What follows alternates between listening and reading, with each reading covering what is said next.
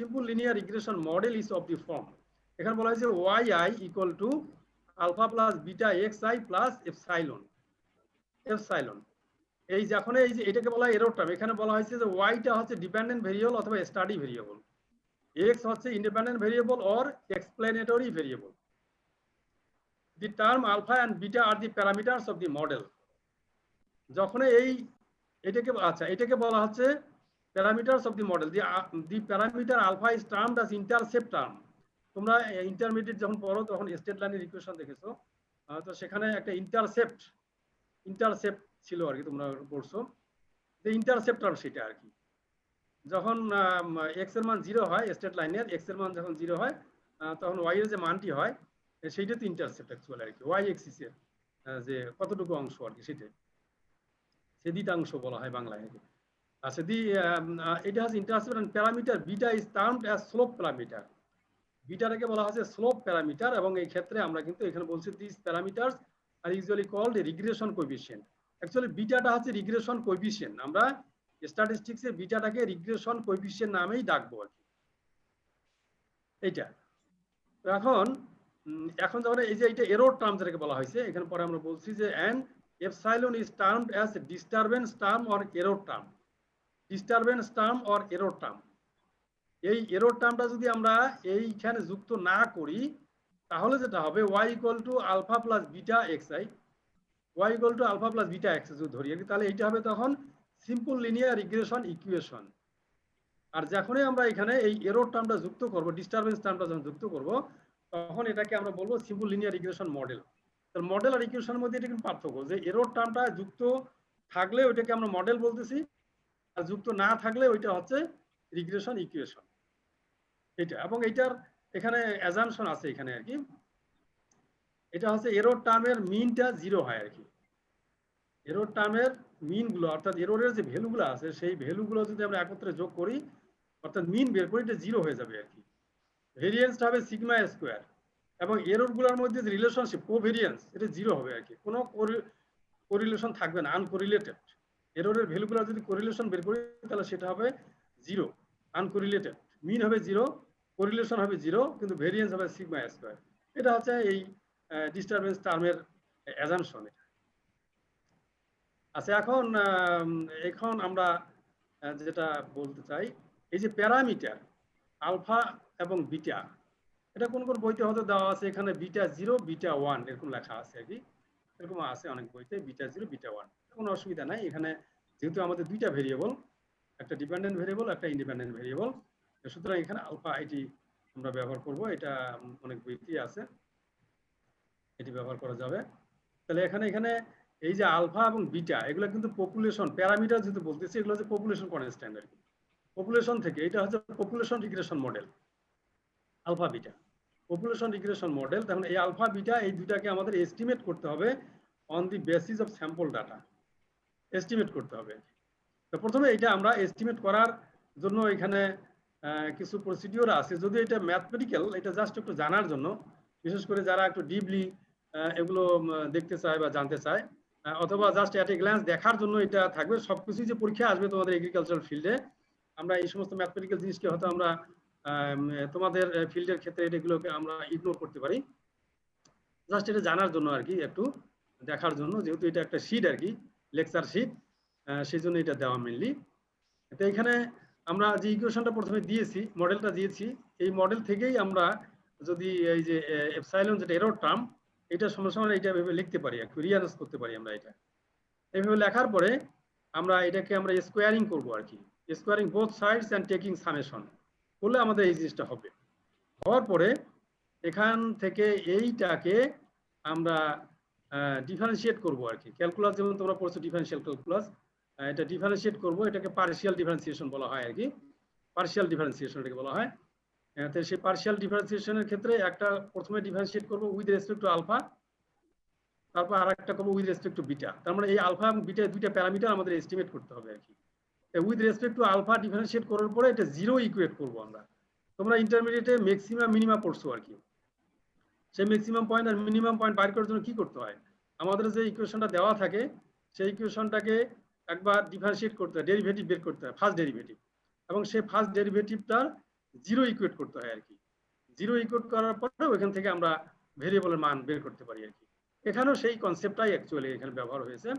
যদি এটাকে আমরা বলতেছি যে এই যে এই regression coefficient solution to the regression coefficient can be derived using the least square method. এখানে বলা হয়েছে লিস্ট স্কয়ার মেথড একটা আছে এখানে, সেটা এখানে ব্যবহার করা হয়েছে আর কি। তো এখানে partial differentiation with respect to alpha differentiate করে যে আমরা ইকুয়েশনটা পাইলাম সেটা সমান সমান 0 লিখবো। লেখার পরে এটাকে এখানে 2 দিয়ে ভাগ করা হয়েছে, ভাগ করার পর আমরা সলভ করলে এটা আমরা এই যে এইটা পাবো আর কি। Alpha estimated alpha equal to y bar minus beta x bar, এটা পাওয়া যাবে আর কি।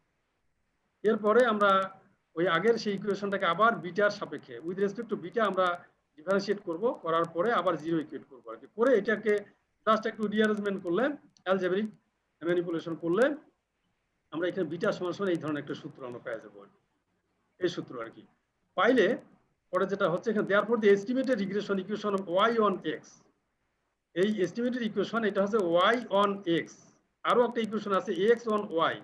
তো y on x যখন হবে তখন লেফট সাইডে y থাকবে আর রাইট সাইডে আলফা প্লাস বিটা x। এই জন্য এই ইকুয়েশনটাকে আমরা বলবো regression equation of y on x।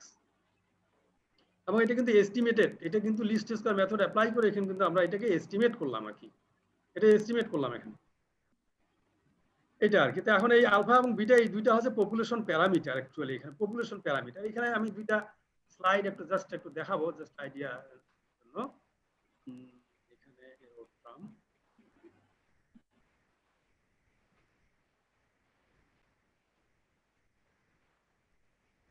এখানে এই যে দেখো এই যে এরর যেটাকে আমরা বলতেছি, এররটা অ্যাকচুয়ালি এই যে এগুলো হচ্ছে অবজার্ভড ভ্যালু আর কি। এগুলো অবজার্ভড ভ্যালু আর এটা হচ্ছে এস্টিমেটেড যে লাইনের উপরে, লাইনের উপরে যে এস্টিমেটেড ভ্যালু আর কি, সেটা হচ্ছে লাইনের উপরে যেগুলো ভ্যালু আছে আর কি। আর এটা হচ্ছে অবজার্ভ, আমরা যখন গ্রাফে প্লট করে অবজার্ভ ভ্যালুগুলো আর কি। এই এস্টিমেটেড ভ্যালু আর অবজার্ভ ভ্যালু এইটা দুইটা যে ডিফারেন্সটা, এই ডিফারেন্সটাই কিন্তু এরর টার্ম যেখানে বলা হয়েছে এরর টার্ম। এরর টার্ম এই যে এটা এস্টিমেটেড আর এটা হচ্ছে অবজার্ভ। অবজার্ভ থেকে এস্টিমেটেড বিয়োগ করলে যেটা হয় এই যে ডিফারেন্সটা আর কি, এইটা হচ্ছে এরর টার্ম অ্যাকচুয়ালি। এটা হচ্ছে এরর টার্ম। এখানে আরেকটা ফাইল আছে, এখানে দেখো এই যে এরোটা যেখানে কোডটা আমরা যে একটু আগে যেটা করলাম যে এই যে বিটা নট এখানে এস্টিমেটেড আমরা একটু আগে যেটা করলাম আর কি। এটা যে বিটা 1, এটা যে বিটা 0, এটা আলফা আমাদের ওখানে লিখছি আমরা, এখানে বিটা 0 তারা লিখছে। এই যে এইভাবে এটা এস্টিমেট করতে হয় আর কি। আর লিস্ট স্কয়ার মেথড আমরা কেন বলতেছি আর কি, সেটা আমি একটা এখানে স্লাইড দেখাতে চাচ্ছি।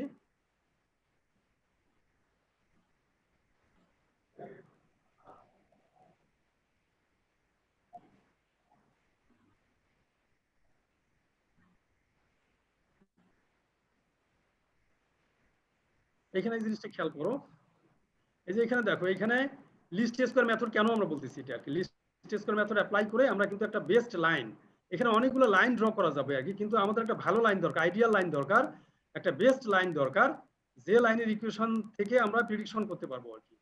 এখন এখানে এই যে এইটার একটা এরিয়া আছে, এইটার একটা এরিয়া, এখানে 5টার এরিয়া এখানে আছে, যে A1 A2 A3 A4 A5, এটার যে যোগফল এখানে বলছে সাম অফ স্কয়ার এরিয়াস, এইটার যোগফলটা মিনিমাম হবে আর কি যে লাইনের ক্ষেত্রে, ওই লাইনটাই হবে বেস্ট লাইন। এই ক্ষেত্রে তোমরা খেয়াল করো কিভাবে এটা করতেছে। এই যে দেখো এই যে বাড়া কমা করলে কি হয়, এই যে এটা বাড়তেছে, টোটালটা বাড়তেছে এরিয়াটা আর কি।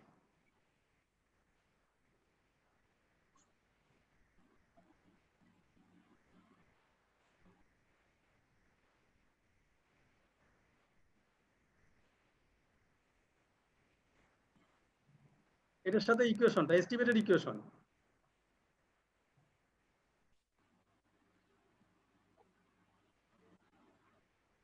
এই যে এইটার ক্ষেত্রে মিনিমাম পাওয়া গেছে আর কি, এই যে 0.48 অ্যাকচুয়ালি হবে আর কি।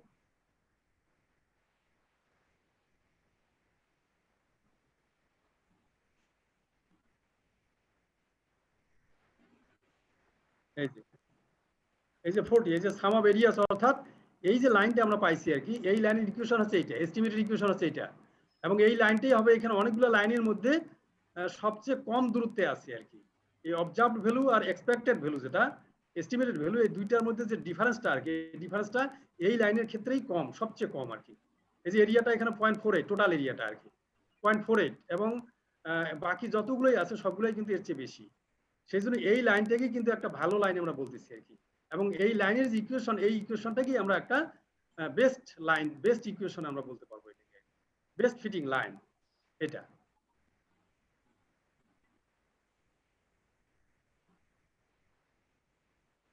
এইভাবে আমরা এই প্যারামিটার এস্টিমেট করলাম, এবং এই এস্টিমেটেড লাইন হচ্ছে এটা।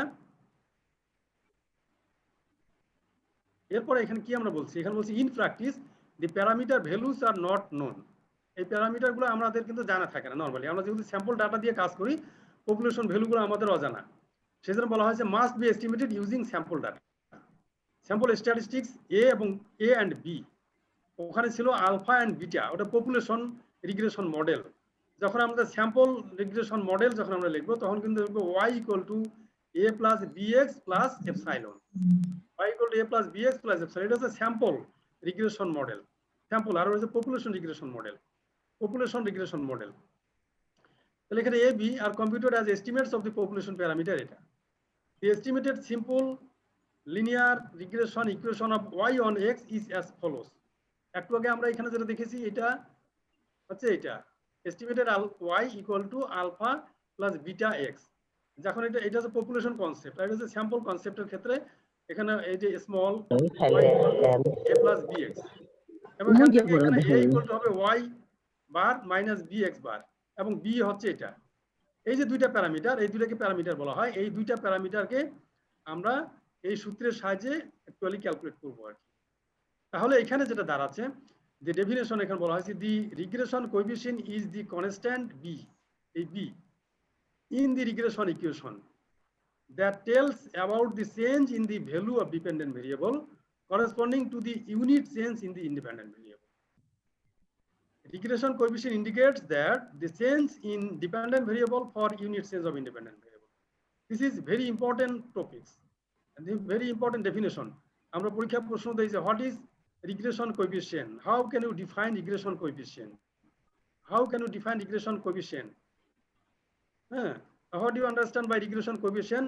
How can it be measured? যখন তোমাকে বলা হবে how can it be measured, তখন কিন্তু এই the following formula you can compute regression coefficient by using the following formula. Definition in language যখন আমরা বলবো, তখন বলবো যে regression coefficient indicates, regression coefficient represent, regression coefficient means that, এরকম করে বলা যেতে পারে। regression coefficient indicates that the change in dependent variable for unit change of independent variable. This is the definition of regression coefficient actually. এখানে regression coefficient of y on x, এখানে যদি লিখি আমরা byx সাফিক্স আকারে, এখানে আছে yx, এটার অর্থ হবে regression coefficient of y on x। তার মানে তখন লাইনটা হবে, লাইনের ইকুয়েশনটা হবে y equal to a plus bx। আর যখন আমরা bxy লিখব, তখন রিগ্রেশন কোএফিসিয়েন্ট হবে x on y, regression coefficient of x on y in the regression line, in the regression line, তখন হবে এখানে x equal to c plus dy, অথবা এখানে আমরা লিখতে পারবো x equal to a plus by। এই regression coefficient of x on y, সেই ক্ষেত্রে এখানে হবে এটা x equal to a plus by, আর এখানে yx এইটা সমান আমরা লিখতে পারবো এখানে ইকুয়েশনটা। অর্থাৎ এই ইকুয়েশনটা যদি দেওয়া থাকে, এই ক্ষেত্রে এই রিগ্রেশন কোএফিসিয়েন্টটাকে বিটাকে আমরা এইভাবেও লিখতে পারি আর কি। ঠিক একইভাবে ইকুয়েশনটা যদি এই ধরনের থাকে, তখন আমরা রিগ্রেশন কোএফিসিয়েন্টটাকে কিন্তু আমরা এইভাবে লিখতে পারবো আর কি। এখানে অবশ্যই এখানে এটা ডি হবে অ্যাকচুয়ালি, এখানে যেভাবে দেওয়া আছে এটা অ্যাকচুয়ালি এখানে ডি হবে আর কি। এখানে দেওয়া উচিত ছিল a প্লাস by, তাহলে এটা ঠিক আছে আর কি, না হলে এটা ডি লিখতে হতো, এখানে একটু ভুল হয়েছে আর কি। যাই হোক, এখানে পরে কারেকশন করে দেওয়া যাবে। The regression coefficient b of y on x indicates the change in the value of dependent variable y for unit change of independent variable. এটা হচ্ছে রিগ্রেশন কোএফিসিয়েন্টের ডেফিনেশন, মূল মানে মূল কথা। এখানে এখন আমরা পরীক্ষায় কিন্তু দেই যে how would you interpret the values, following values of regression coefficient। আমরা যে রিগ্রেশন কোএফিসিয়েন্টের কয়েকটি মান দেই, কিভাবে তুমি এটাকে ইন্টারপ্রিট করবে আর কি। মনে করো তোমাকে দিলাম b equal to 0, b equal to 2.5, অথবা দিলাম b ইকুয়াল টু মাইনাস 1.6, এরকম বিভিন্ন মান যদি আমি দেই, তাহলে এগুলো সম্পর্কে তোমাকে যদি মন্তব্য করতে বলা হয় যে comment on the following values of regression coefficient, অথবা discuss the situation of the following values, এইভাবে যদি প্রশ্নটা আমরা দেই, সেই ক্ষেত্রে তোমাদের উত্তর লিখতে হবে b equal to 0 means y does not change for changing x। অর্থাৎ আমরা যদি এই ইকুয়েশনটার দিকে লক্ষ্য করি, এখানে y equal to a plus bx, এখন এই b এর মানটা যদি 0 হয়ে যায়, তাহলে এখানে এই যে x এর যে কোএফিসিয়েন্ট b, এই এক্স এর কোনো এখানে ভূমিকা থাকতেছে না আর কি, ওয়াই এর চেঞ্জের বাড়া কমার পিছনে এক্স এর কোনো ভূমিকা থাকতেছে না আর কি। সেই জন্য এখানে বলা হচ্ছে যে B equal to 0 means that Y does not change for changing X. তার মানে ওয়াই চেঞ্জের পিছনে এই এক্স এর কোনো ভূমিকা নাই। যদি এখানে ইল্ড, এটা ওয়াইটা যদি ইল্ড হয় আর যদি ফার্টিলাইজার হয় সাপোজ, তাহলে যদি এরকম ক্ষেত্রে ক্যালকুলেশন করে যদি আমরা বি এর মান 0 পাই, হ্যাঁ, যদি 0 পাই তাহলে তখন আমরা কিন্তু এটা বলতে পারবো যে এই ইল্ড বাড়া কমার পিছনে ফার্টিলাইজারের কোনো কন্ট্রিবিউশন নাই। ফার্টিলাইজার এই ইল্ডকে কন্ট্রোল করে না, ফার্টিলাইজারের উপর ডিপেন্ড করে না, এটা আমরা বুঝতে পারবো। তাহলে বি ইকুয়াল টু 0 কিন্তু সেটা মিন করে আর কি। আর এখানে যদি বি একটা মান দিয়ে দেয় সেটা কি মিন করে, এখানে বলা হচ্ছে B equal to 2.5 indicates that for every 1 unit increase in the predictor variable X the outcome variable y will be increased by এত units। এটা একটা ভেরি ইম্পর্টেন্ট একটা পয়েন্ট আর কি। অর্থাৎ এইখানে যদি আমরা একটা এস্টিমেটেড ইকুয়েশন এখানে যদি দিয়ে দেই, মনে করো y ইকুয়াল টু এখানে একটা a এর ভ্যালু দিলাম, b এর মানটা মনে করে দিলাম 2.5 ইনটু x, এটাতে মিন করে যে x এর যদি আমরা 1 ইউনিট চেঞ্জ করি, x এর ভ্যালুটাকে যদি 1 ইউনিট আমরা বাড়াই দেই, অর্থাৎ যদি এটা ফার্টিলাইজারের ডোজ হয়, ফার্টিলাইজার লেভেল হয়, আর এটা যদি y ইল্ড যদি হয়, তাহলে ফার্টিলাইজার লেভেল যদি আমরা 1 কেজি বাড়াই দেই তাহলে ইল্ড কতটুকু বাড়বে, ইল্ড বাড়বে এতটুকু 2.5 বাড়বে আর কি।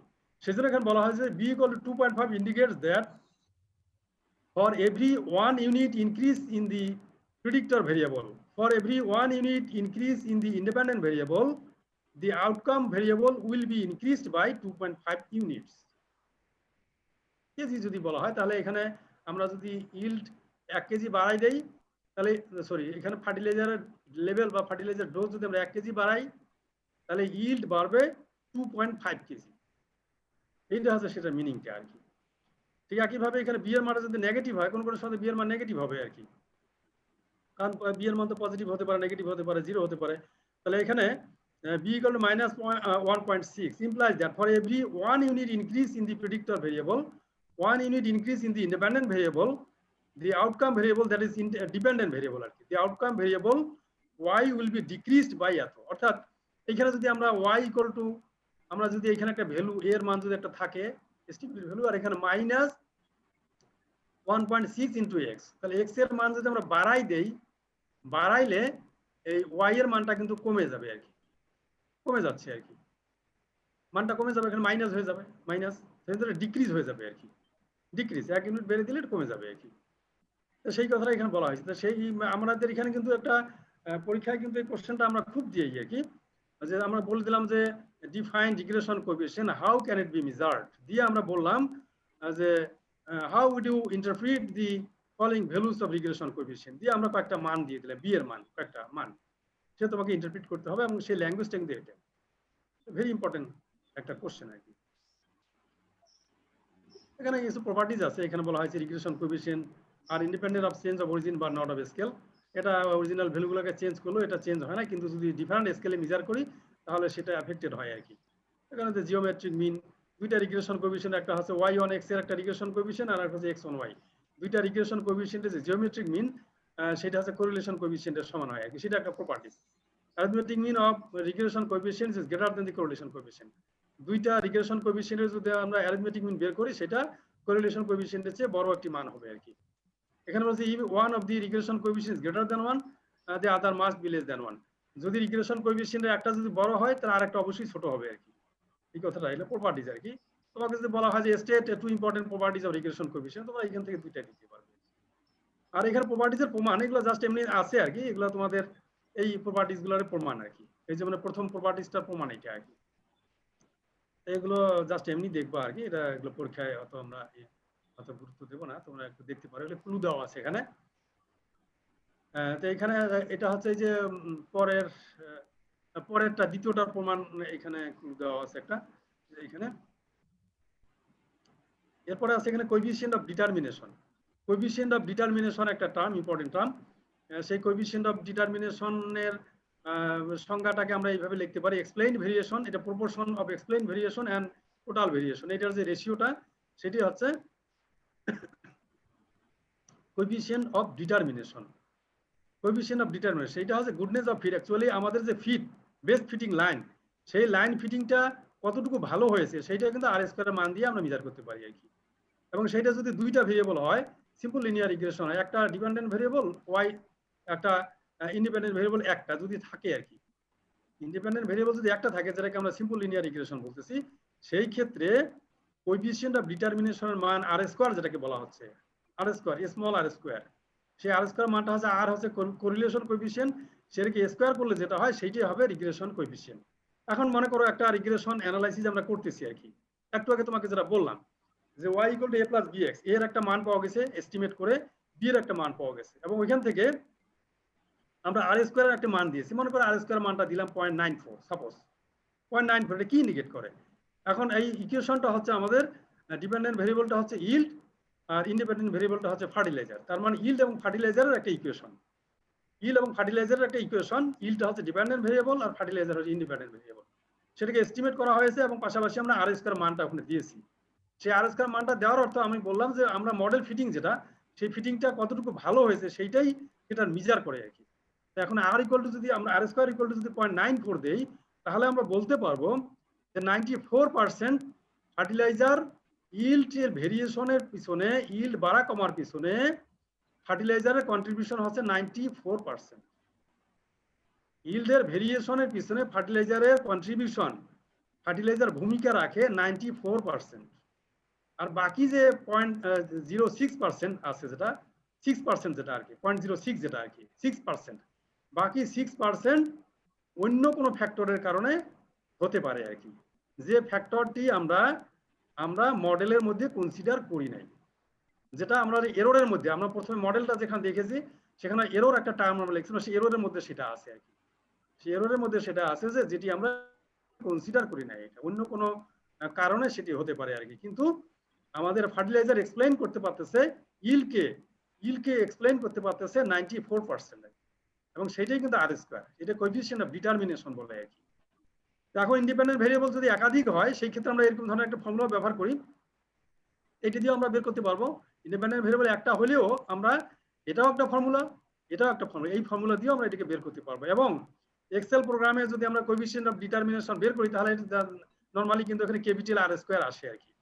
এবং ইন্ডিপেন্ডেন্ট ভেরিয়েবল যদি মোর দ্যান ওয়ান হয়, যেটাকে মাল্টিপল রিগ্রেশন বলি আমরা আর কি, সেটার কিন্তু অবশ্যই এটা ক্যাপিটাল আর স্কোয়ার হয় আর কি, ওটাকে বলা হয় কোএফিসিয়েন্ট অফ মাল্টিপল ডিটারমিনেশন, এবং ওইখানে কিন্তু ক্যাপিটাল আর স্কোয়ারটাই, এই সিম্বলটাই ব্যবহার করা হয় আর কি। এখানে এসএস ডিউ টু রিগ্রেশন আর টোটাল এসএস, এবং এটা বের করার জন্য এখানে ফর্মুলা আছে, এই যে এখানে এটা formula SS due to regression এবং টোটাল এসএস, এই ফর্মুলা দিয়ে আমরা ওইটাকে কিন্তু আর স্কোয়ার মানটা বের করতে পারবো। কিন্তু যদি ইন্ডিপেন্ডেন্ট ভেরিয়েবল একটি হয় আর কি, তাহলে কিন্তু আমরা কোরিলেশন কোএফিসিয়েন্টের যে মানটা আছে সেই মানটাকে স্কোয়ার করলেই আমরা আর স্কোয়ার কোএফিসিয়েন্ট অফ ডিটারমিনেশন মান পেয়ে যাবো, সেভাবে আমরা বের করতে পারবো। এটা কোএফিসিয়েন্ট অফ ডিটারমিনেশন, আর পরীক্ষায় কিন্তু থাকে যে coefficient of determination, what is coefficient of determination, অথবা আর স্কোয়ারের, অর্থাৎ আর স্কোয়ারের মান আমি দিয়ে দিলাম তোমাকে, একটু আগে আমি বলছিলাম যে how would you interpret the following values of B দিয়ে আমরা কয়েকটা মান দিয়ে দিলাম, অথবা আমরা যদি দিয়ে যে ডিসকাস দি সিচুয়েশন দিয়ে এখানে আমি আর স্কোয়ারের কয়েকটি মান দিলাম, আর স্কোয়ার মান 0 দিলাম, আর স্কোয়ার মান 1 দিলাম, আর স্কোয়ার মান 0.8 দিলাম, এরকম মান দিলাম, দিয়ে তোমাকে বললাম যে comment on the following values of R square অথবা ডিসকাস দি সিচুয়েশন, তখন কিন্তু তোমাকে ওগুলো এক্সপ্লেইন করতে হবে। তো এখানে কোএফিসিয়েন্ট অফ ডিটারমিনেশনের সংজ্ঞা যেটা এখানে বলা হয়েছে, the coefficient of determination represent the proportion অথবা percentage of the total variability of the dependent variable y that is explained by the regression line and the independent variable x.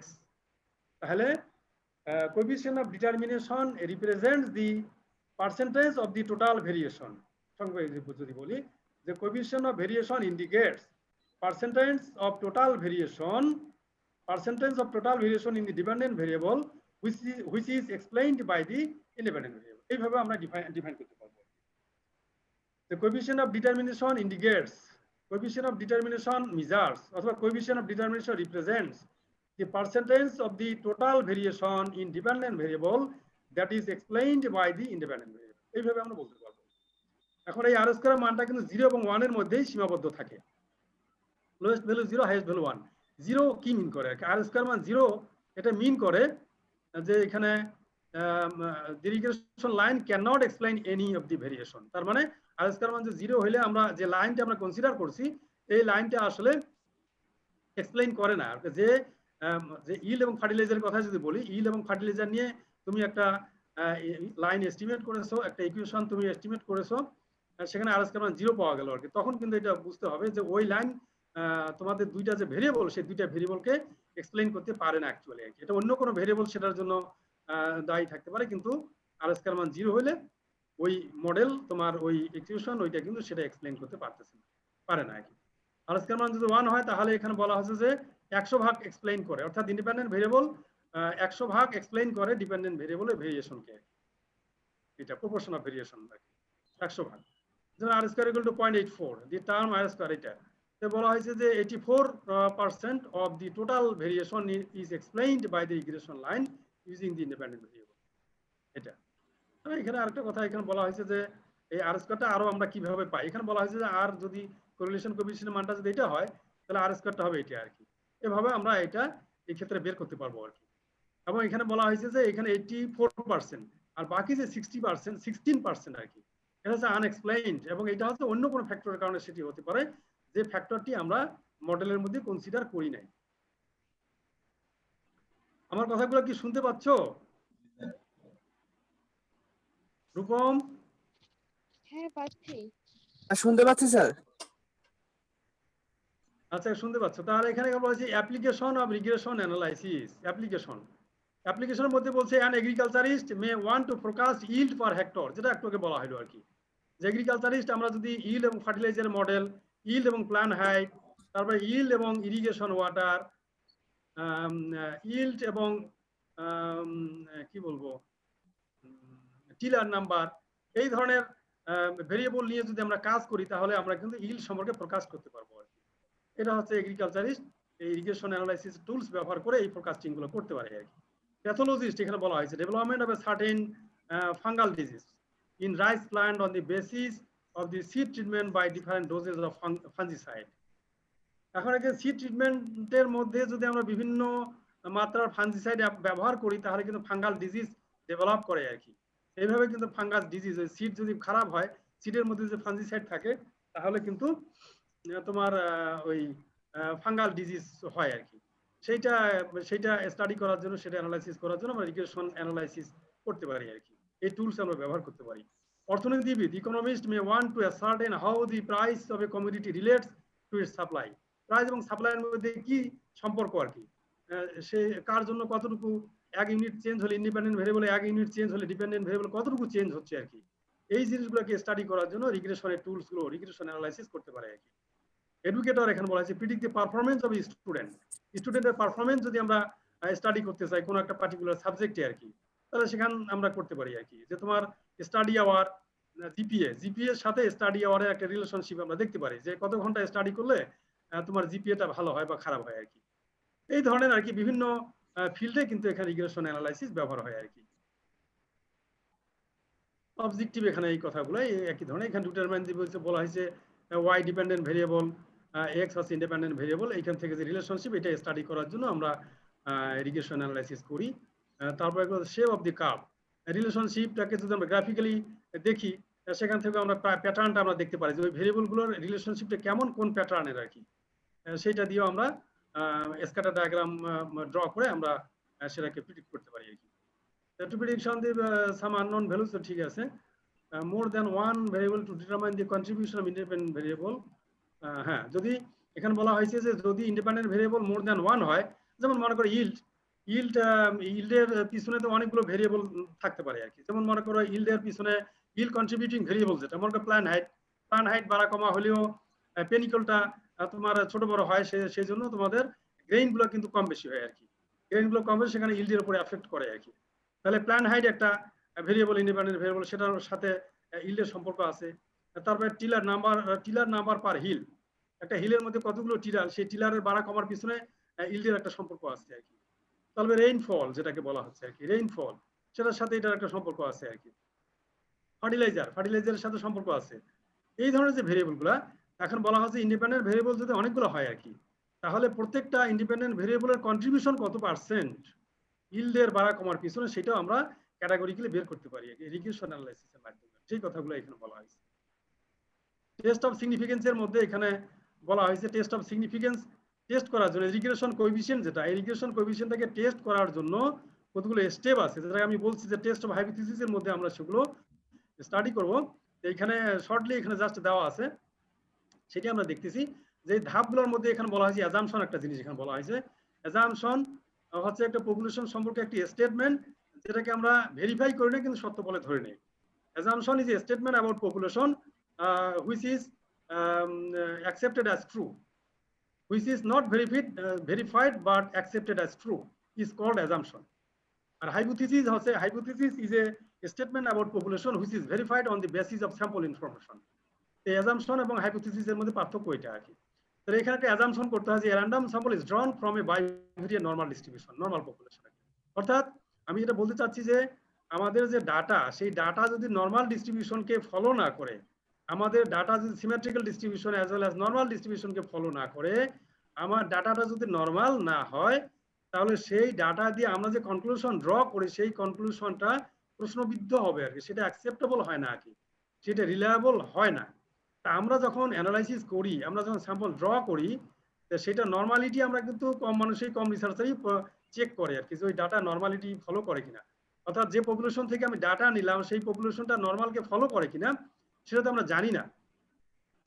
সেই জন্য আমরা এখানে একটা অ্যাজাম্পশন করে নেই আর কি, যে আমরা যে স্যাম্পলটা নিচ্ছি, যে পপুলেশন থেকে নিচ্ছি, সেই পপুলেশনটা নর্মাল ডিস্ট্রিবিউশনকে ফলো করে, এইটা অ্যাসুম করে আমরা পরের কাজটি করতেছি আর কি, আমরা যেটা চেক করি না আর কি, সেই জন্য এটা অ্যাজাম্পশন আর কি।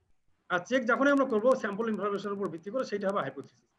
যাই হোক, আমরা এখানে এই যে হাইপোথিসিস আমরা লিখলাম, এখানে রিগ্রেশন কোএফিসিয়েন্ট যেটা একটু আগে আমরা বললাম যে ইন্ডিপেন্ডেন্ট ভেরিয়েবলের এক ইউনিট পরিবর্তন হলে ডিপেন্ডেন্ট ভেরিয়েবলের যে চেঞ্জ যতটুকু হয় আর কি, ওইটাই হচ্ছে রিগ্রেশন কোএফিসিয়েন্ট, ওইটাই হচ্ছে রিগ্রেশন কোএফিসিয়েন্ট। তাই এখানে হচ্ছে জিরো হওয়ার অর্থ দিয়ে slope of the regression equation in the population is zero, is population is zero, তার মানে Y does not change for changing X, এটা হচ্ছে নাল হাইপোথিসিস।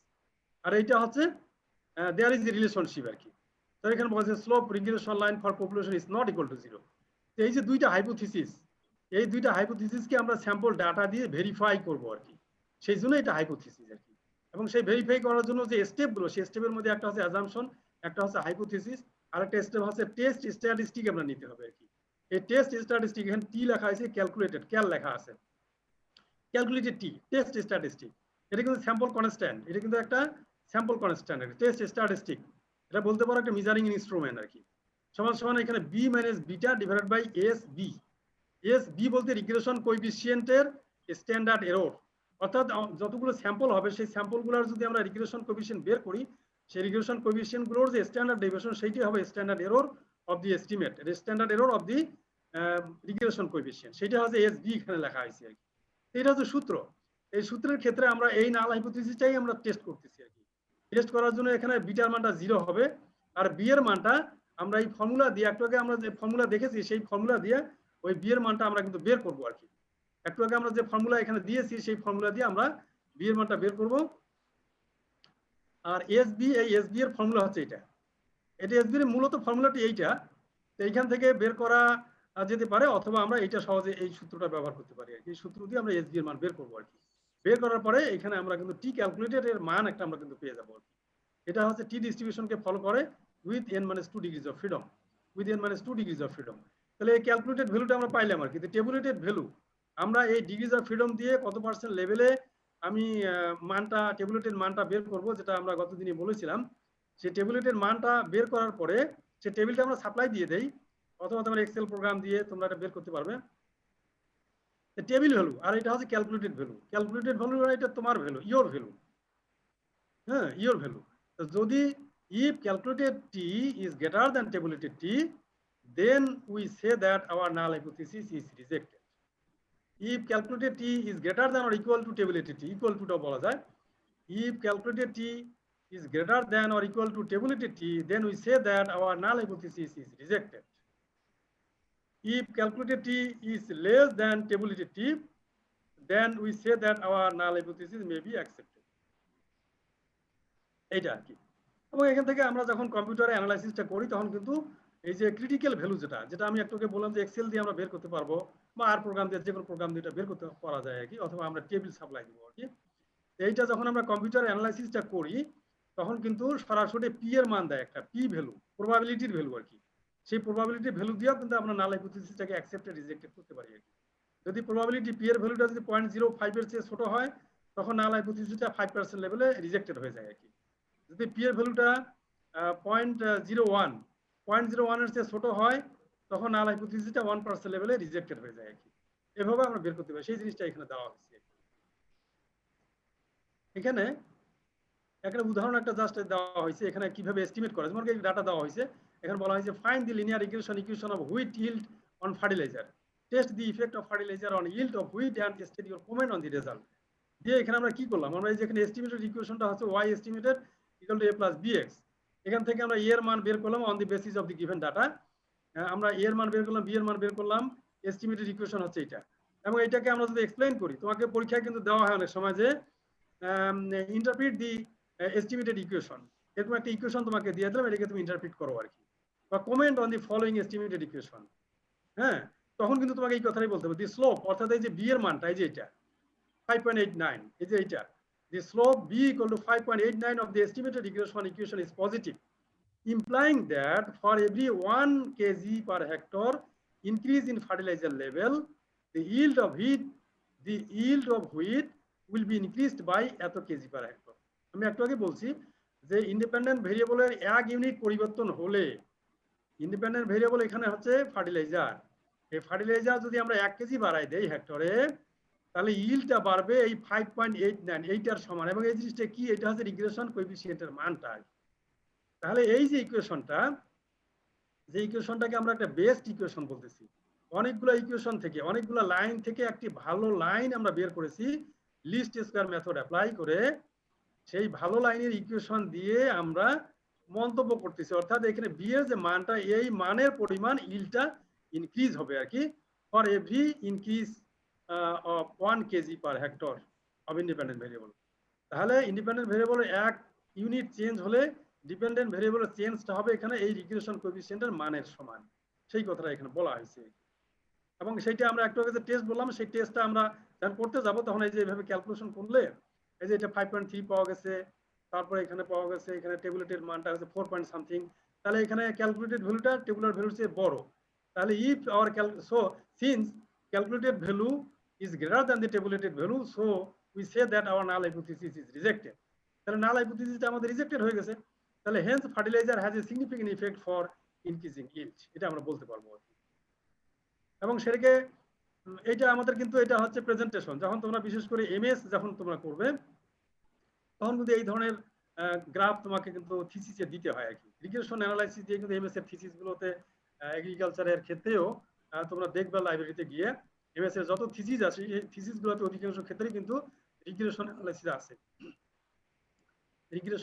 আছে, এবং সেই ক্ষেত্রে এই ধরনের একটা ছবি তোমরা দেখতে পারবে আর কি। এবং যখন তোমরা থিসিসটা প্রেজেন্ট করবে আর কি, যখন থিসিস প্রেজেন্টেশন হবে, সেই প্রেজেন্টেশনের সময় এই ধরনের একটা গ্রাফ দিয়ে তোমাকে কিন্তু এগুলো এই প্রেজেন্ট করতে হবে আর কি। সেই প্রেজেন্টেশনের ক্ষেত্রে এখানে বলা হয়েছে এই কথাগুলো, এই যে একটু আগে যে কথাগুলো আমি বললাম যে ইন্ডিপেন্ডেন্ট ভেরিয়েবল যদি 1 ইউনিট চেঞ্জ হয় তাহলে ডিপেন্ডেন্ট ভেরিয়েবল কতটুকু চেঞ্জ হবে আর কি, এটা। আর যদি ইন্ডিপেন্ডেন্ট ভেরিয়েবলের মানটা যদি 0 হয়, তাহলে অর্থাৎ ফার্টিলাইজার যদি ইল্ড এবং ফার্টিলাইজার, ইকুয়েশনটা হচ্ছে ইল্ড এবং ফার্টিলাইজার, এখন ফার্টিলাইজার যদি না দেওয়া হয় তাহলে ইল্ড কি হবে না, তাহলে সেই ইল্ডের পরিমাণ হবে এটা আর কি। তাহলে সেই কথাটা এখানে লাস্টে এখানে বলা হয়েছে এই প্রেজেন্টেশনের সময়, এখানে বলা হয়েছে the result indicates that under similar climate and soils the farmers can harvest এত KG per hectare of wheat yield without application of fertilizer। তার মানে ওই যে ইন্টারসেপ্টের যে ভ্যালুটা, সেই ইন্টারসেপ্টের ভ্যালুর সমান ফার্টিলাইজার অ্যাপ্লিকেশন যদি না হয় আর কি, তাহলেও সিমিলার যে ক্লাইমেটিক সয়েল এগুলো যদি সিমিলার থাকে, আমরা যে ডাটা দিয়ে কাজ করলাম, যেখান থেকে আমরা ডাটা নিয়েছি, সেখানে সয়েলের যে কন্ডিশন ছিল, সেখানে ক্লাইমেটিক অবস্থা যা ছিল, এগুলো যদি সিমিলার থাকে, তাহলে আমরা কিন্তু ফার্টিলাইজার না দিলেও ওখানে যে ইন্টারসেপ্টের যে মানটা, সেই ইন্টারসেপ্টের মানের পরিমাণ ইল্ড আমরা কিন্তু পাবো আর কি, সেই কথাটা এখানে বলা হয়েছে। এই যে ইন্টারসেপ্ট এইটা, এই মানটা আর কি, এটা তার মানে এটা হচ্ছে 0 হয়, যেটা আমরা একটু আগে বলছি যে যদি এক্স এর মানটা 0 হয় তাহলে ওয়াইটা কি হবে। তো এখানে বলা হয়েছে বি এর মানটা যদি 0 হয়, বি এর মানটা যদি 0 হয় তাহলে ওয়াই এর কি অবস্থা হবে আর কি। বি এর মানটা 0 হলে তো এক্স এর কোনো কন্ট্রিবিউশন নাই, আর এক্স এর মানটা 0 কখন হয়, ইন্টারসেপ্টের যে ভ্যালুটা, যখন তোমরা স্ট্রেট লাইন ইন্টারমিডিয়েটে পড়েছো y = mx + c, যখন ইন্টারসেপ্ট 0 হয় ইন্টারসেপ্ট না সরি যখন তোমার এক্স এর মানটা 0 হয় তখন y ইকুয়াল টু ইন্টারসেপ্টের ভ্যালুটা আর কি, ইন্টারসেপ্ট অর্থাৎ এই যে জিনিসটা আর কি, এই জিনিসটা সেটাই এখন বলা হয়েছে যে ফার্টিলাইজার অ্যাপ্লিকেশন যদি নাও হয় তাহলে সেক্ষেত্রে ইল্ড হবে ওই ইন্টারসেপ্টের মানের সমান আর কি, সেই মানটা হচ্ছে এটা আর কি। এইভাবে কিন্তু আমরা এটাকে প্রেজেন্ট করতে পারবো আর কি। এখন এখানে তোমার সিম্পল রিগ্রেশন আছে, মাল্টিপল রিগ্রেশন। সিম্পল রিগ্রেশনের ক্ষেত্রে ইন্ডিপেন্ডেন্ট ভেরিয়েবল হবে একটা, ওটা হচ্ছে সিম্পল লিনিয়ার রিগ্রেশন। এই যেখানে বলছি ইল্ড ইকুয়াল টু এখানে alpha plus beta into irrigation water plus epsilon, এটা হচ্ছে সিম্পল লিনিয়ার রিগ্রেশন। আর যদি তোমার মাল্টিপল লিনিয়ার হয় তাহলে এখানে দেখো ইন্ডিপেন্ডেন্ট ভেরিয়েবল কতগুলো আছে আর কি, ইন্ডিপেন্ডেন্ট ভেরিয়েবল কে সংখ্যক আরো অনেকগুলো হইতে পারে আর কি, 10টা 20টা হইতে পারে। এইখানে তোমার এখানে ইল্ডের পিছনে যে fertiliser, plant height, rainfall, number of tillers, এই যেগুলো সবগুলো আমরা কিন্তু স্টাডি করতে পারবো আর কি, কার কতটুকু কন্ট্রিবিউশন, কার কত পার্সেন্ট কন্ট্রিবিউশন সেটি কিন্তু আমরা বের করতে পারবো আর কি। এগুলো কিন্তু এমএসকি এমন কি পিএইচডি রিসার্চের ক্ষেত্রে এগুলো কিন্তু ব্যবহার হয় আর কি। এর নন লিনিয়ার ক্ষেত্রে এখানে দেখো এগুলো হচ্ছে পলিনোমিয়াল রিগ্রেশন আর কি। এখানে বলা হচ্ছে আলফা বিটা 1x, তারপরে বিটা 2x স্কয়ার, এখানে থাকতে পারে বিটা 3x কিউব, তারপর বিটা 4x টু দি পাওয়ার 4, এইভাবে কিন্তু আসতে পারে। এগুলোকে বলা হয় পলিনোমিয়াল রিগ্রেশন। এটা কিন্তু পিএইচডি রিসার্চের ক্ষেত্রে এই পলিনোমিয়াল রিগ্রেশনটা কিন্তু ব্যবহার হয় আর কি।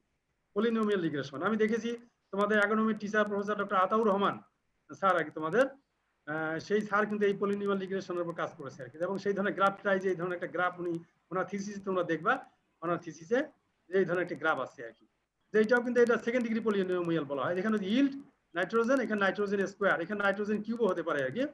তো এই ক্ষেত্রে যে গ্রাফটা কেমন হবে আর কি, তার মানে ফার্টিলাইজার ডোজ বাড়াইলেই যে তোমার ইল্ড একেবারে বাড়তে থাকবে তা না, কিন্তু কোনো সময় ইল্ড কিন্তু ফল করবে। যে এখানে দেখো একটা কার্ভ হয়েছে আর কি, তার মানে নন লিনিয়ার হয়েছে এখানে আর কি, নন লিনিয়ার, এবং এটা হচ্ছে পলিনোমিয়াল, সেকেন্ড ডিগ্রি পলিনোমিয়াল, এই ধরনের গ্রাফটা কিন্তু হবে আর কি। এইভাবে আমরা এটা করেছি আর কি। আর কোরিলেশন রিগ্রেশনের মধ্যে একটু কি ডিফারেন্স, এখানে আরো আছে ডিফারেন্স, কিন্তু এখানে আমি কয়েকটা একবারে মেইন পয়েন্ট আমরা এখানে দিয়েছি আর কি, একটা মেইন পয়েন্ট এখানে দিয়েছি যে কোরিলেশন কাকে বলে, রিগ্রেশন কাকে বলে, তারপর কোরিলেশন এটা বেস ফিটিং লাইন, এই কথাগুলো যে একটু আগে যেগুলো ডিসকাস করেছি আর কি, সেই ডিসকাশন দিয়ে আমরা কিন্তু এখানে কোরিলেশন রিগ্রেশনের মধ্যে একটা সংক্ষিপ্ত ডিফারেন্স ডিস্টিংশন, তোমাকে যে বলা যায় what are the main distinction between correlation আর রিগ্রেশন, তখন কিন্তু তোমাকে এটা বলতে হবে আর কি। তার মানে কোরিলেশনের ক্ষেত্রে আমরা রিলেশনশিপ মেজার করি, রিলেশনশিপটা হাই ডিগ্রি নাকি লো ডিগ্রি সেটা কিন্তু আমরা বলতে পারি আর কি। কিন্তু রিগ্রেশনের ক্ষেত্রে যেটা বলা যায় যে ইন্ডিপেন্ডেন্ট ভেরিয়েবলের এক ইউনিট চেঞ্জের ফলে ডিপেন্ডেন্ট ভেরিয়েবল কতটুকু চেঞ্জ হচ্ছে সেটা কিন্তু আমরা কোরিলেশন দিয়ে মেজার করতে পারি না আর কি। এটা একটা মেইন ইম্পর্টেন্ট পয়েন্ট আর কি, ইম্পর্টেন্ট পয়েন্ট সেটা কিন্তু এখানে বলা হয়েছে আর কি, এটা মেইন ইম্পর্টেন্ট পয়েন্ট। এই কথাগুলোই বলা হয়েছে এখানে। এই যে এখানে বলা হয়েছে গোল, রিগ্রেশন অ্যানালাইসিসের গোলটা কি, গোল হচ্ছে predict values of random variable on the basis of the values of a independent variable আর কি।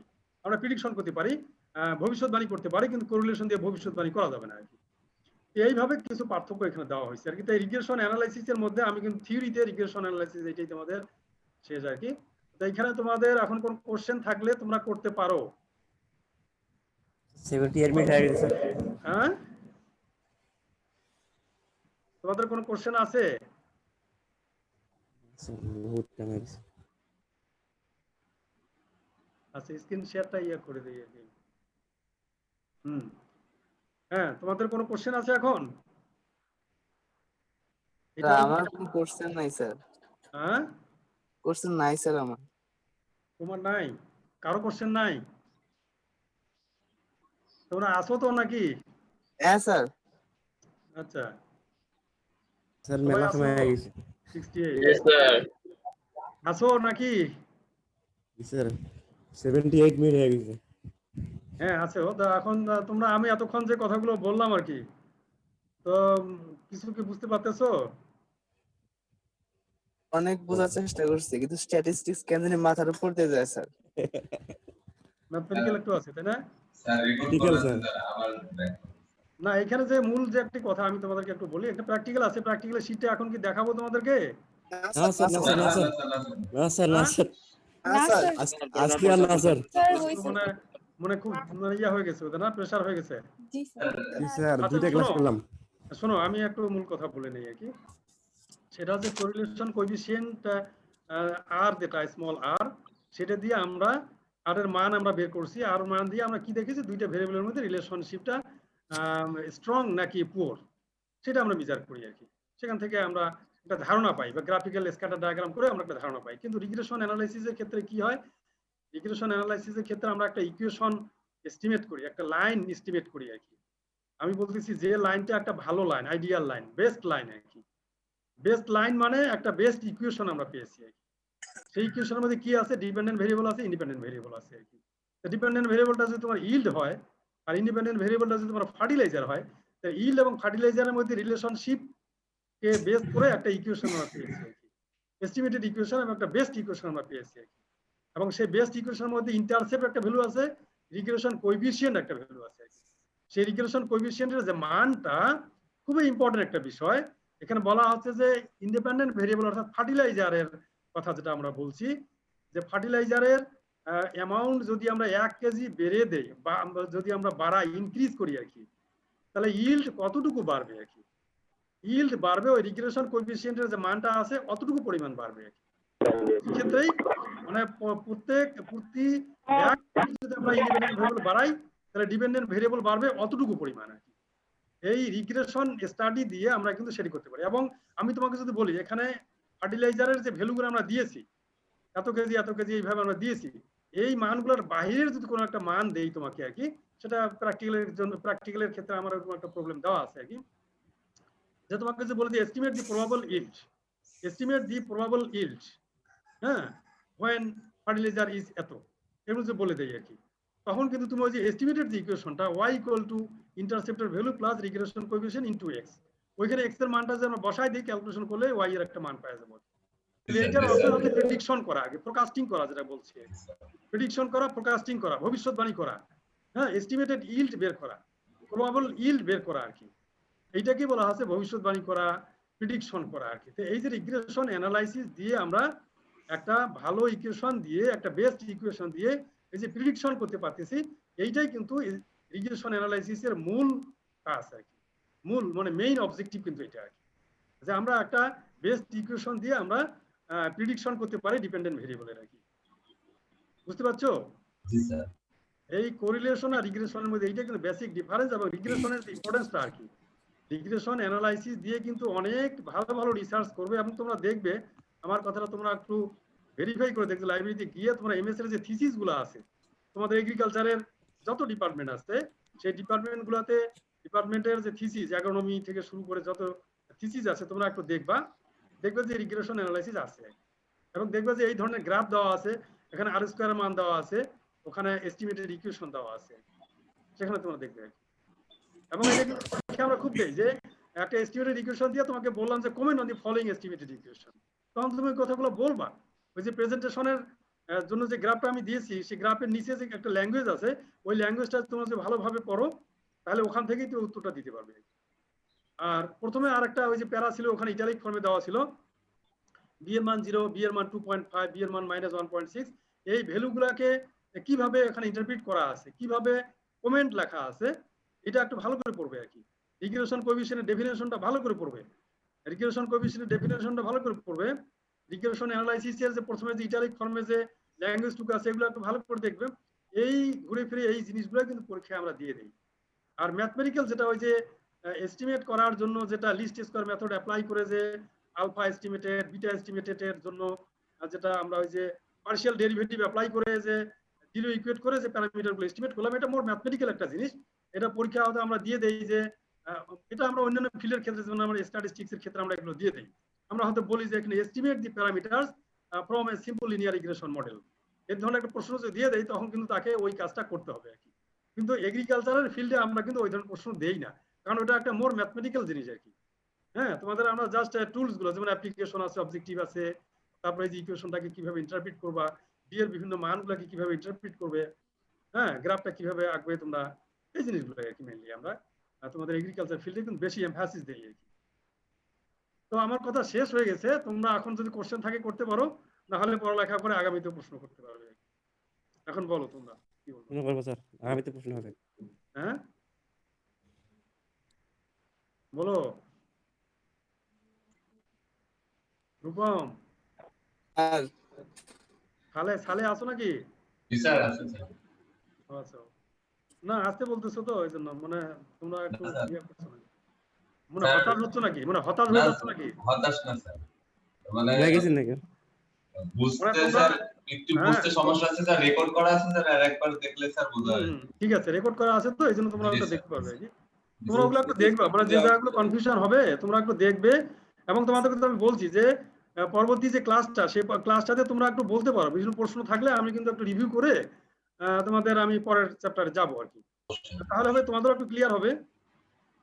তো তোমরা না, তোমরা তো অনেকেই আছো, তোমরা একটু যদি ভাগ করে নাও যে আমি এটা পড়বো ওইটা প্রশ্ন করবো, বিভিন্ন প্রশ্ন তোমরা করতে পারো। আর প্রশ্ন করলে তখন আমাকে ভালো লাগে যে না তোমরা কিছু পড়তেছো বুঝতেছো, তখন আমারও পড়ানোটা সার্থক হবে আর কি, এটা আমি মনে করবো। জি স্যার। ভিডিওটা গুগল মানে ড্রাইভে না দিয়ে করে জিমেল করে দিলে ভালো হয়। জিমেল করে দিবো, আচ্ছা জিমেল করে দিব, অসুবিধা নেই কোনো। তুমি বললে দিয়ে দিবো, আজকেই দিয়ে দিবো আমি তোমার, আজকে আমি বিকেলে দিয়ে দেবো তোমাকে।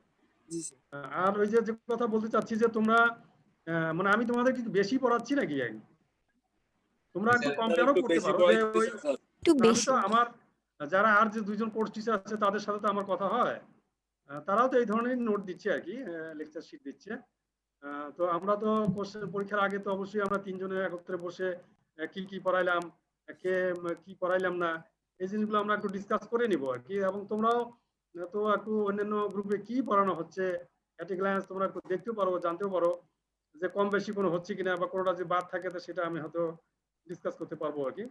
মানে আলটিমেটলি যদি আমি কোনো জিনিস না পড়াই, যখন কোশ্চেনটা করব তৈরি করব, তখন তো অবশ্যই আমি সেখানে বলবো যে আমার ছাত্রকে আমি পড়াইয়ে নাই, আর কোশ্চেন দিলে তো তারা হয়তো একটা এফেক্টেড হবে, যেহেতু একটা সারা ওয়ার্ল্ড একটা মানে সংকটময় পরিস্থিতি অতিক্রম করতেছে আর কি। সেই জন্য এই বিষয়টাও তো অবশ্যই আমি তাদেরকে একটা অ্যাপিল করবো যে না, যদি না পড়াই থাকি তাহলে আর কি সেটা ইনক্লুড করবে আর কি। অবশ্যই সেটা আমার একটা অ্যাপ্রোচ থাকবে আর কি। আর এই একটু হচ্ছে কম কম করে পড়াইলে ভালো হয় স্যার, একটু হ্যাঁ? বেশি হয়ে যাচ্ছে, একটু কম কম করে পড়ালে স্যার আমরা একটু বুঝতে পারতাম স্যার। কম করেই তো পড়াচ্ছি আর কি, মূল জিনিসটাই পড়াচ্ছি। মানে হয়েছে কি অনেক কোশ্চেন করা লাগে তো তোমাদের, প্রশ্ন করতে গেলেও তো এ সেকশন বি সেকশন মিলে কিন্তু অনেকগুলো কোশ্চেন করতে হয় আর কি। হ্যাঁ, এক নম্বরের জি, মধ্যে এবিসি, 2 নম্বরে এবিসি, এইভাবে কোশ্চেন করতে গেলে অনেকগুলো কোশ্চেন লাগে, ছোট ছোট কোশ্চেন লাগে। তো যার কারণে এটা আর পরবর্তীতে যখন কোর্সটা শেষ হয়ে যাবে তখন তো একটা রিভিউ আমরা আমাদের শিক্ষকদের মধ্যে আমরা তিনজনে বসে এই ক্রিটিক্যাল টাইমে কিভাবে পরীক্ষাগুলো নিব, কিভাবে কোশ্চেনগুলো হবে, এবং সেগুলো যেন একটু সামারাইজ করা, যেটা আর কি। হ্যাঁ, জি স্যার, সামারাইজ তো করে দিব আর কি। সামারাইজ বলতে মানে ইনশাআল্লাহ স্যার। মানে একটা থরো চেক আপ যেটাকে বলে আর কি, সেটা তো অবশ্যই একটা করবো আর কি। বুঝতে পারছো? জি স্যার। ইনশাআল্লাহ স্যার। হতাশ হওয়ার কিছু নাই, যেটা বলতে চাচ্ছি আমি। জি স্যার। হতাশ হওয়ার কিছু নাই, তোমাদের ক্ষতি হোক এ ধরনের কোনো কাজ হবে না আশা করি। ইনশাআল্লাহ স্যার। জি স্যার। আচ্ছা, তাহলে আজকে আর প্র্যাকটিক্যাল তোমাদের দেখাবো নাই তো? জি স্যার, আজকে এই পর্যন্তই থাক। আচ্ছা ঠিক আছে। আর ক্লাসটা যদি ওই যে 2:15-তে যে ক্লাসটা আছে তোমাদের, এই ক্লাসটার সময়টা যদি কোনো একটু রিঅ্যারেঞ্জ করা যায় তাহলে কি সেটা করা যাবে নাকি? জি স্যার। প্রয়োজন বোধে হ্যাঁ, করা যাবে স্যার। তোমাদের সাথে আলাপ করেই করবো, করা যদি যাবে কোনো সকালে। করি আর কি। এই সকালে 10টায় করা যায় না নাকি? জি স্যার, জি স্যার। মানে তোমরা অ্যাভেলেবেল হবে? মানে তোমরা সকাল ওই 10টায় 10টায় যদি করি মানে অ্যাভেলেবেল হবে তোমরা? হ্যাঁ স্যার, 10টায় হ্যাঁ। করলে করা যাবে স্যার। 11টা না 11টার দিকে নেন স্যার, 11টা 11:30টার দিকে স্যার, খুব হ্যাঁ, ভালো হয়। মানে 10টায় বোধহয় একটু ওই দেখি যে 11টা 11:30 নাহলে স্যার সন্ধ্যার পরেও নিতে পারেন, অনলাইনে তো সমস্যা নাই স্যার। সকালে। সন্ধ্যার পরেও স্যার নিতে পারেন যদি সন্ধ্যার পর আপনার বাজার সমস্যা যাইতে না হয়, থাকে। হ্যাঁ, সন্ধ্যার সন্ধ্যার পর পরে বাজার স্যার যাইতে আমরা হয়, বাইরে যাই স্যার। বাজার যাইতে হয় সন্ধ্যার পরে। আর দশটা 11টার মানুষ সময় তো ভালো হয়, 11টার সময় ভালো হয়। 11টা, হ্যাঁ 11টা স্যার, সকাল 11টা স্যার, 11টা 11:30 ইনশাআল্লাহ স্যার। না ও যেটা অ্যাপ্রোচ করে না, ঠিক আছে, তোমাদের অসুবিধা হলে করবো না। তবে আমি দেখলাম ওই যে ভেটেনারি ফ্যাকাল্টিতে ডক্টর আব্দুল গাফফার, মানে আমাদের তো এই যে বিজিডেনের সিস্টেমে আমি কিন্তু দেখতে পারি যে আমাদের ইউনিভার্সিটিতে কারা কারা ক্লাস নিচ্ছে আর কি, কোন সময় ক্লাস নিচ্ছে, কার কার শিডিউল আছে আর কি, এটা কিন্তু আমরা দেখতে পারি আর কি। তো এখন ওইখানে আমি দেখলাম যে ডক্টর আব্দুল গাফফার ভেটেনারি ফ্যাকাল্টির, উনি দেখলাম যে 9:45 থেকে ক্লাস, রাত 9:45, হ্যাঁ পিএম ক্লাস অ্যারেঞ্জ করছে দেখলাম আর কি। মানে আজকে না, অন্যদিন আর কি দেখছি আর কি। তার মানে রাতেও ক্লাস নেয় অনেকে দেখছি আমি। তো যাই হোক, সেটা অসুবিধা নাই, তোমাদের সাথে কথা বলেই করবো। তবে 11টা টাইমটা মনে হয় ভালো টাইম। জি হ্যাঁ জি স্যার স্যার 11টার সময় জি ভালো স্যার 11 টাইমটা ভালো। সকালে 10টায় আবার দেখা যায় যে অনেকে আবার ঘুম থেকে উঠতে দেরি করে অবশ্য। দেখা যায় বিশেষ করে আমার বাসায় আমার ছেলেদেরকেই দেখি যে ওরা 10টা পর্যন্ত ঘুমায় আগে দেখি। যাই হোক, তো 11টা হলে মনে হয় অসুবিধা হওয়ার কথা না। জি স্যার। ভার তাহলে এখন তাহলে তোমাদের কোনো কোশ্চেন না থাকলে আমরা আজকের মতোই এখানেই শেষ করতে চাই। জি স্যার জি স্যার ইনশাআল্লাহ স্যার। আচ্ছা, ওকে। স্যার ভালো থাকবেন স্যার। স্যার দোয়া আসসালামু রাখবেন আলাইকুম স্যার আমাদের জন্য। আসসালামু আলাইকুম স্যার। করি স্ক্রিন শেয়ার করলাম আবার। থ্যাংক ইউ ভেরি ভেরি 1 ঘন্টা ক্লাস নিলেন অসুস্থ। আর ভালো থাকবেন, সুস্থ থাকবেন। হ্যাঁ, সবাই মাস্ক পরতে ভুলবা না। জি জি স্যার স্যার। শরীরের যত্ন করছো নেবেন নাকি? স্যার। জি স্যার মাস্ক পরে ক্লাস করতে দিন স্যার। মাস্ক পরে করতেছো? জি স্যার না, বাসায় ভিতরে থাকলে হয়তো মাস্ক না পরলেও হয়তো অসুবিধা নাই, কিন্তু বাইরে গেলে আর কি, বাইরে গেলে। হুম, ঠিক আছে, ওকে। আসসালামু আলাইকুম স্যার। আসসালাম।